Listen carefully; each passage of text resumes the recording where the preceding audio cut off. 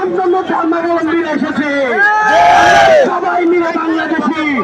এখন বক্তব্য রাখবেন ঢাকা এবং আমাদের আজকে এই আধিপত্যবাদের বিরুদ্ধে যে বিক্ষোভ তাতে সংহতি জানিয়েছেন জগন্নাথ হলের সম্মানিত শিক্ষার্থী ভাই এবং বন্ধুরা।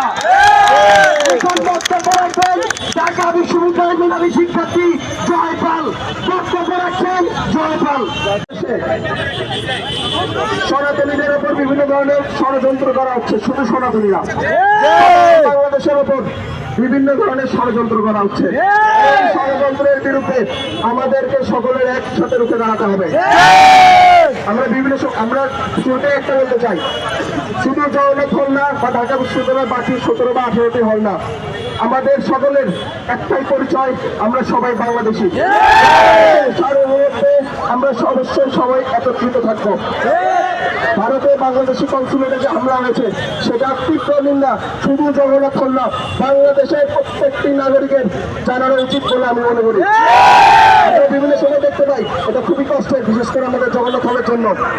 বিভিন্ন যে অনলাইন গ্রুপগুলো আছে, ঢাকা বিশ্ববিদ্যালয় শিক্ষার্থী সংসদ ক্লাস যেগুলো গ্রুপ, সেখানে আমরা দেখি জগন্নাথ হলকে টার্গেট করে বিভিন্ন ধরনের কথাবার্তা বলা হয়। আমরা আজকে সামনে থেকে দেখেছি জগন্নাথ হলকে উদ্দেশ্য করে বিভিন্ন ধরনের কথাবার্তা বলা হয়েছে। জগন্নাথ হল নাকি ভারতের এজেন্ট, জগন্নাথ হল নাকি ভারতের দালাল। জগন্নাথ হল যদি ভারতের দালাল হয়ে থাকে তাহলে জগন্নাথ হল থেকে কেন আজকে এত বড় মিছিল এখানে আসলো? আমি জানি না, আমি এখানে মাত্র এসেছি, আমি জানি না কোনো অন্য কোনো হল থেকে আলাদা করে এরকম একসাথে 40-50 জনের মিছিল এখানে আজকে এসেছি না। আমি সবাই প্রতি ঢাকা বিশ্ববিদ্যালয় তথা বাংলাদেশের সকলের প্রতি আমি অনুরোধ জানাবো, পরবর্তীতে যেন জগন্নাথ হলকে নিয়ে এইরকম দৃষ্টিপূর্ণ মন্তব্য যেন না করা হয়। বলতে চাই, জগন্নাথ হল সহ ঢাকা বিশ্ববিদ্যালয়ের সকল হল প্লাস বাংলাদেশের সকল জনগণ আমাদের একটাই পরিচয়, আমরা বাংলাদেশি। বাংলাদেশের সকল অধিকার এবং বাংলাদেশের সার্বভৌমত্ব রক্ষায় আমরা সকলে একতাবদ্ধ থাকবো।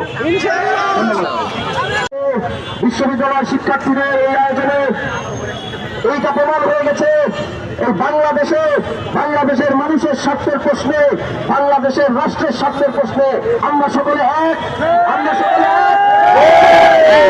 করতে পারবো না। আমাদের মধ্যে যে বাদল 24-এ আমাদের আহত এবং শহীদ যারা আছেন তাদের ছড়ানো যে রক্ত, সেই রক্তের বাদল, এই রক্ত যতদিন তাজা থাকবে, এই রক্ত আন্দোলনকারীদের রক্ত যতদিনে বাংলাদেশ থাকবে, ততদিন এই বাংলাদেশ দিল্লির আকাশন থেকে মুক্ত থাকবে। সামনে ফিরে আমাদের ওই দীর্ঘ এবং চলমান লড়াই আমরা চালিয়ে যাব। আপনাদের সকলকে সেই লড়াই আমাদের সাথে চাই। মাতৃভূমি অথবা মৃত্যু, ইনকিলাব জিন্দাবাদ। আজকের পরে গেলে এখানে সমাপ্ত ঘোষণা করা। সবাইকে ধন্যবাদ, জগন্নাথ হলের ভাইদেরকে বিশেষ ধন্যবাদ।